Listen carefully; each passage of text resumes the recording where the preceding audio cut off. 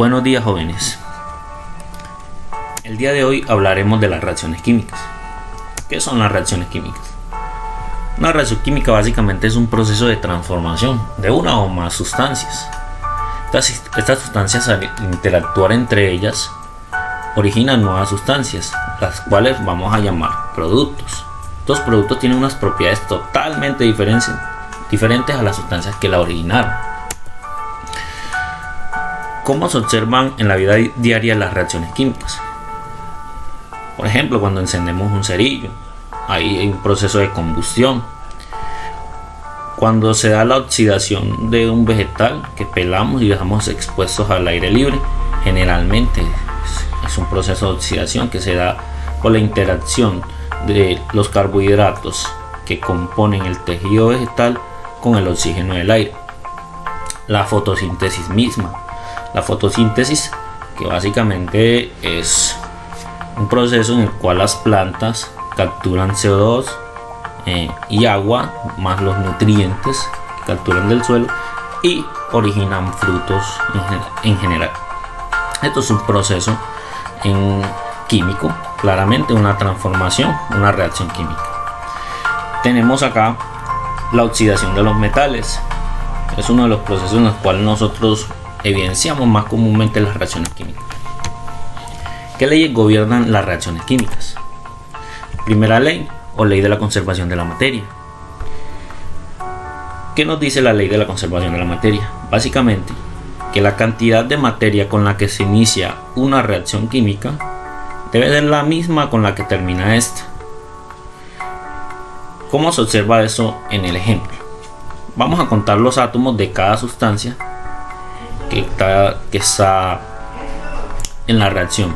Por ejemplo, aquí tenemos un átomo de carbono. Por este otro lado tenemos un solo átomo de carbono. En el caso de los hidrógenos tenemos 4 hidrógenos y por este lado tenemos 2. En este caso la ley de la conservación de la materia ya no se cumple. Con un solo átomo que esté desequilibrado o desbalanceado no va a cumplirse la ley de la conservación. Aquí tenemos 2 átomos de oxígeno y en este caso tenemos 2 y 1, 3. Entonces claramente esta reacción no está cumpliendo con la ley de la conservación de la materia. En química lo que se hace normalmente para cumplir con esto es balancear la reacción química. Por ejemplo, al ubicar estos coeficientes de manera estratégica nosotros equilibramos ya las sustancias. Es un proceso que no vamos a detenernos, pero que en su debido momento lo vamos a observar. Tenemos un átomo de carbono, tenemos un átomo de carbono, tenemos 4 átomos de hidrógeno y acá al otro lado ya tenemos 2 por 2, 4 átomos de hidrógeno. Ya están equilibrados los hidrógenos. En el caso de los oxígenos tenemos aquí 2 por 2, 4 y aquí tenemos 2 y 2 por 2, 2 por 1, perdón, 2. 2 más 2, 4. Ley de las proporciones definidas. Cuando 2 o más elementos se combinan para formar un determinado compuesto, lo hacen en una relación de peso constante. Básicamente, ¿qué nos quiere decir eso? Que si tenemos una cantidad determinada de, en este caso, hierro y una cantidad determinada de oxígeno, si la división entre las dos y la relación que entre las dos da 3.5, normalmente se va a producir óxido ferroso. Miremos este caso, ya no tenemos 112 sino que tenemos 35 de hierro y tenemos 10 de oxígeno, pero si dividimos las dos sustancias, 35 entre 10 me da 3.5, así que esperamos que se produzca óxido ferroso. Ley de las proporciones múltiples. 2 elementos se pueden combinar entre sí en más de una proporción para dar diferentes compuestos. Si entendimos la ley anterior, vamos a comprender esta con más facilidad. Básicamente tenemos una cantidad determinada de 2 reactivos. En este caso vamos a decir que de oxígeno y nitrógeno. ¿Qué ocurre? Que se observa que se van a originar compuestos que tienen diferentes composiciones de nitrógeno y oxígeno. Eso es lo que se denomina ley de las proporciones múltiples. Obsérvese que aquí tenemos un compuesto que tiene 2 átomos de nitrógeno y 1 de oxígeno. Una proporción de nitrógeno-oxígeno de 2 a 1. En este caso tenemos un átomo de nitrógeno y 1 de oxígeno. Proporción 1 a 1. En este caso tenemos un átomo de nitrógeno y 2 de oxígeno. Proporción de átomos: 2 de oxígeno, 1 de nitrógeno. A eso se denomina ley de las proporciones múltiples. ¿Sí? En resumidas cuentas, al reaccionar dos compuestos pueden originar diferente cantidad de compuestos, no solamente un solo tipo. Tipos de reacciones químicas. Reacciones de síntesis. Tenemos un compuesto A más B o dos compuestos A más B que al interactuar entre ellos van a originar unas nuevas sustancias. Como por ejemplo, el óxido de sodio al reaccionar con el agua produce hidróxido de sodio. Obsérvese que los átomos que componen el hidróxido de sodio son los mismos que están en los reactivos que lo originaron. Por este lado tenemos el óxido sulfúrico que interactúa con el agua y produce ácido sulfúrico. Reacciones de descomposición son la inversa del tipo de reacciones anteriores. Obsérvese que un compuesto AB se desnaturaliza, se descompone, formando dos sustancias nuevas que son producto de los átomos que la componían. Por ejemplo, la hidrólisis del agua. Observamos que el agua tiene esta estructura, pero al descomponerla van a quedar dos elementos o dos sustancias, en este caso el hidrógeno gaseoso y el oxígeno gaseoso. Reacciones de desplazamiento.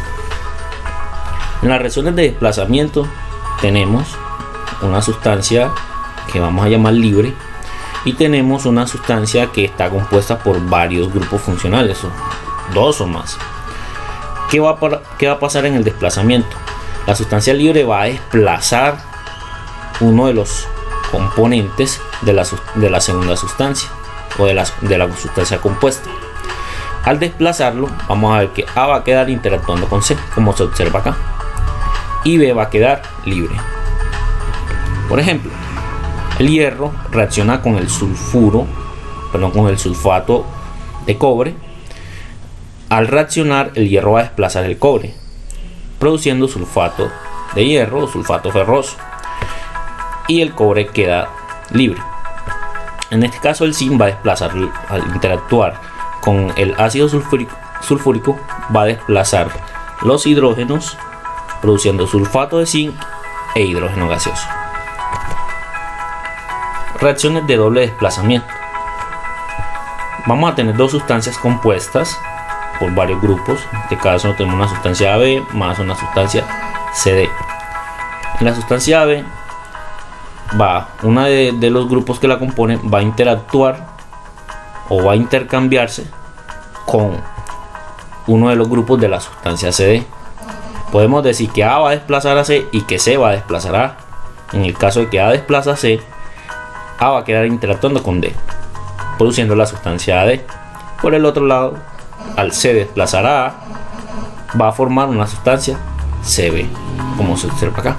Tenemos, por ejemplo, la reacción del cloruro de sodio con el hipernitrato de plata. En este caso, el cloruro o el cloro desplaza la plata y la plata va a desplazar el sodio. Entonces se observa que el sodio, al desplazar la plata, va a interactuar con el hipernitrato, formando hipernitrato de sodio. La plata, al desplazar el sodio, va a quedar interactuando con el cloro o con el ion cloruro, produciendo cloruro de plata. Reacciones de combustión. En las reacciones de combustión tenemos una sustancia que va a reaccionar con el oxígeno del aire, produciendo generalmente fuego y CO2 más agua. Toda reacción de combustión generalmente va a producir esos dos compuestos, CO2 y agua. Reacciones de neutralización. Es muy similar a las reacciones de doble desplazamiento, solo que tienen otra particularidad este tipo de reacciones químicas, y es que tenemos dos tipos de sustancias que siempre van a ser un ácido y una base. van a interactuar y van a, como lo dice la reacción, el tipo de reacción, van a neutralizarse. ¿De qué manera?